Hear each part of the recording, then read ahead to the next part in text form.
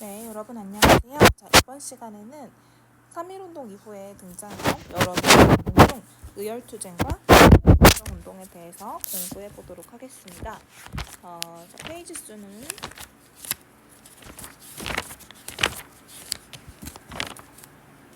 182페이지부터 시작합니다.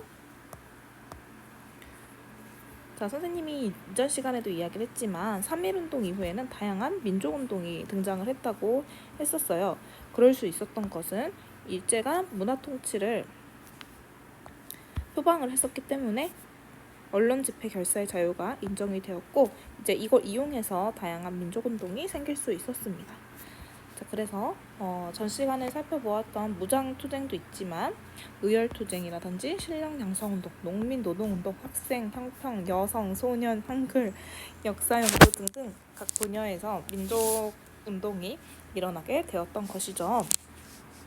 자, 먼저 의열투쟁이 무엇인지 한번 살펴볼게요. 3.1운동 때 비폭력 평화 시위를 전개를 했지만 결국에 일제가 잔인하게 탄압을 하면서 우리의 그 소망을 이룰 수가 없었잖아요.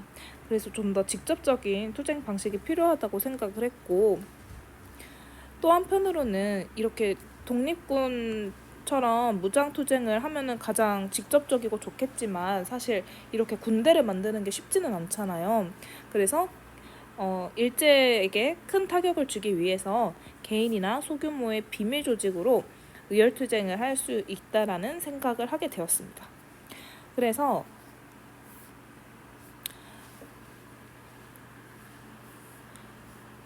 대표적인 이제 의열투쟁이 뭐가 있냐면 이제 의열단이라는 조직이 있어요. 자, 의열단은 3.1운동 이후 직후에 만주의 길림성에서 김원봉이 주도를 해서 조직을 했습니다. 당시 김원봉은 신흥무관학교 출신이었는데요. 신흥무관학교의 여러 인물들을 모아서 천하의 정의로운 일을 맹렬히 실현하는 의열단을 만들게 됩니다. 자, 이러한 의열단 말고도 강호규라든지 박열, 조명화 같은 의사들도 의거 활동을 했었어요. 이러한 의열투쟁의 그 기본적인 방침은 뭐냐면 이제 일제랑 관련된 핵심 인물들을 제거, 그러니까 암살이죠. 그리고 이 일제랑 관련된 기관들 있죠. 조선총독부라든지 종로경찰서, 동양척식 주식회사 등 이 식민통치의 핵심 기관들을 폭탄으로 이제 제거를 하는 행위들, 이제 그래서 파괴하는 행위들이 대표적인 의열투쟁이라고 볼 수가 있습니다.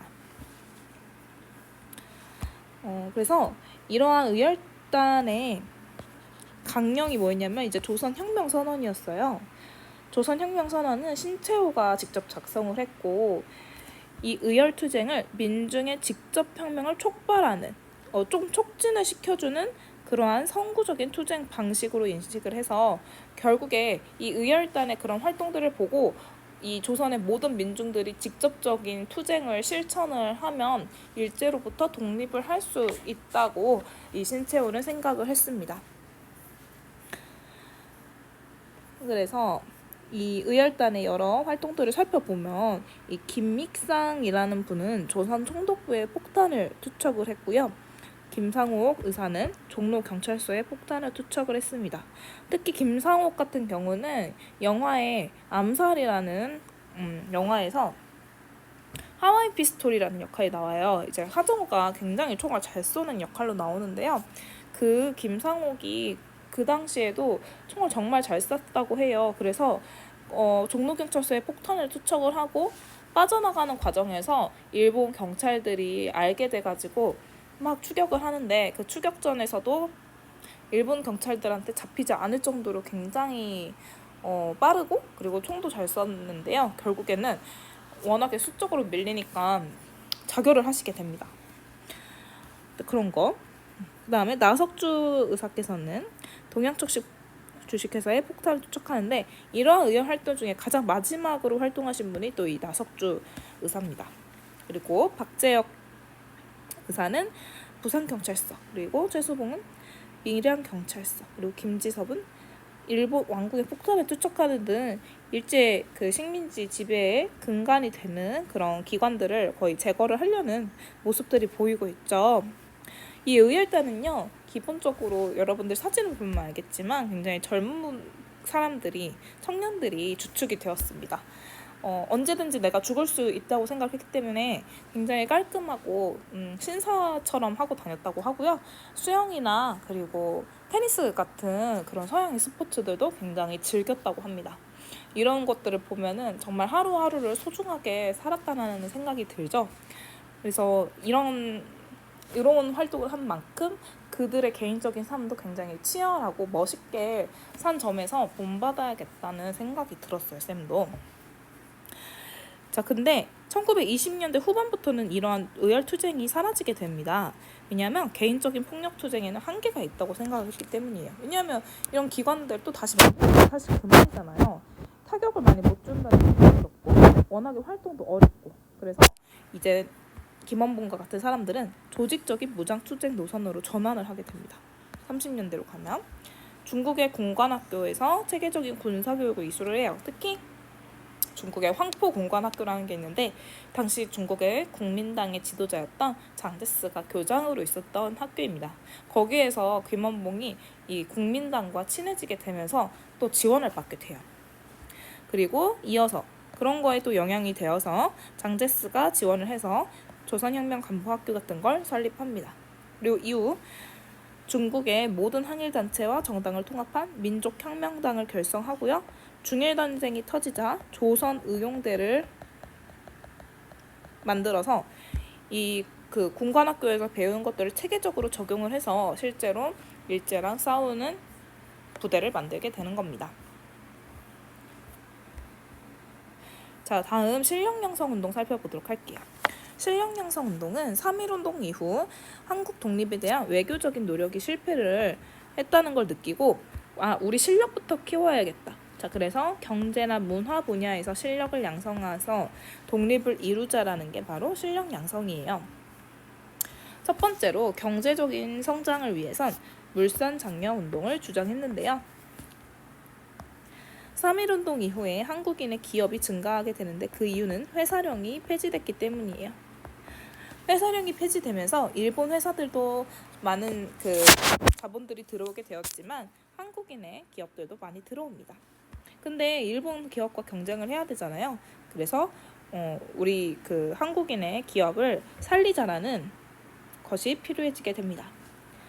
1920년 평양에서 조만식이라는 사람이 먼저 주도를 해서 시작을 해요. 구호는 내 살림 내 것으로 조선사람 조선것 등의 국산품 애용을 주장합니다. 자, 그렇지만 일부 상인의 농간으로 오히려 상품 가격만 올라가게 됩니다. 왜냐하면 이렇게 국산품을 애용하자고 막 홍보를 하니까 사람들이 그래 그러면 한국 거 사주자 했을 거 아니에요. 근데 이제 이게 수요가 너무 많아지다 보니까 가격이 상승하게 되는 거예요. 그래서 사회주의자들은 이게 무슨 일이냐, 자본가와 이 상인의 이익만 추구하는 운동이다라는 이기적인 운동이라고 비판을 합니다. 실질적으로 구매하는 사람들 입장에서는 별로 이득이 되는 게 없다라는 뜻이죠. 두 번째, 밀립대학 설립 운동인데요. 식민지에 그런 기초적인 교육만 시키는 일을 시키기 위해서 하는 교육에 넘어서서 고등교육기관이 필요하다라는 인식이 생겨요. 해서 이상제 등이 밀립대학 설립 기성회를 조직합니다. 한민족 1천만이 한 사람 1원씩이라는 구호를 내세우면서 전국적인 모금운동을 전개해요. 그래서 대학을 만들려고 했지만 이때 홍수가 나가지고 모금 실적이 저조해졌고 일제가 탄압을 하면서 결국엔 실패합니다. 이후 일제는 너네들 그러면 대학을 만들고 싶으면 우리가 만들어줄게 해서 나온 게 경성제국대예요. 그리고 해방 이후에는 이 경성제국대가 서울대학교로 되는 겁니다. 자, 그리고 요게 조금 문제입니다, 여러분. 자치운동이라는 게 나오게 되는데요. 물산장려운동과 밀립대학 설립운동이 제대로 이루어지지 않으면서 패배의식이 짙어지게 되었고 그 가운데서 일제와 타협하자라는 주장이 생기게 됩니다. 이광수나 최린 같은 사람들이 그냥 일제가 식민 지배한 거 인정해. 어차피 일제 우리 못 이겨. 그러니까 식민 지배 아래에서 정치적인 실력이나 키우자. 그래서 일본이 허용하는 범위 안에서 자치권과 참정권을 얻자라는 운동을 펼치게 됩니다. 자, 이러한 사람들을 우리는 자치론자 혹은 타협적 민족주의자라고 불러요. 사실 민족주의자라는 이름도 붙여주면 안 된다고 생각을 하는데요. 한마디로 일제에 타협을 해서 그 안에서만 활동을 하자라는 뜻입니다. 근데 이게 진정한 독립이 될 수 있을까요? 혹은 우리 민족에게 도움이 되는 일일까요? 그런 걸 한번 생각을 해봐야겠죠. 그래서 오히려 이러한 자치운동이 나온 거는 일제가 문화통치 시기, 민족의 분열을 꾀해서 오히려 친일파를 양성하는데 이 일본의 의도가 맞아 떨어지는 거라고 볼 수가 있겠죠. 그래서 이런 것 때문에 오히려 독립운동이 제대로 이루어지지 않았습니다. 자, 그리고 우리 농촌에서도 스스로 뭔가 배워서 실력을 기르자라는 농촌 계모운동이 일어나게 돼요. 그래서 농민의 생활에 필요한 능력을 함양을 하고 그리고 좀 문맹을 퇴치를 하자. 사실 지금은 우리 한글 모르는 사람들 전혀 없죠. 그렇지만 이 시기에는 대부분이 몰랐습니다. 글을 읽고 쓰는 사람이 거의 없었단 말이죠. 그래서 당시 언론사였던 조선일보와 동아일보가 주도를 합니다. 조선일보는 문자 보급운동, 동아일보는 분하로드 운동. 자, 분하로드는 러시아어로 민중 속으로라는 뜻이죠. 그래서 농촌 속으로 들어가서 우리가 직접 알려주자라는 뜻입니다. 실제로 그 당시에 좀 교육을 받았던 학생들이 이제 중심이 되어서 여름방학이나 그럴 때 이제 이용을 해가지고 농민들한테 글을 알려주기도 합니다.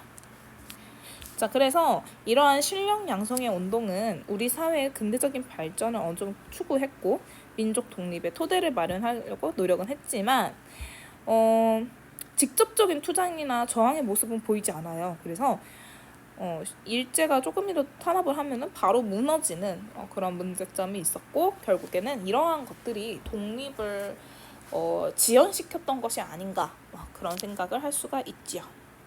그리고 밑에 경성제국대학교에 대한 내용이 나와 있네요. 간단하게 읽어보시고 자, 우리 그러면 수업 시간에 만나도록 하겠습니다.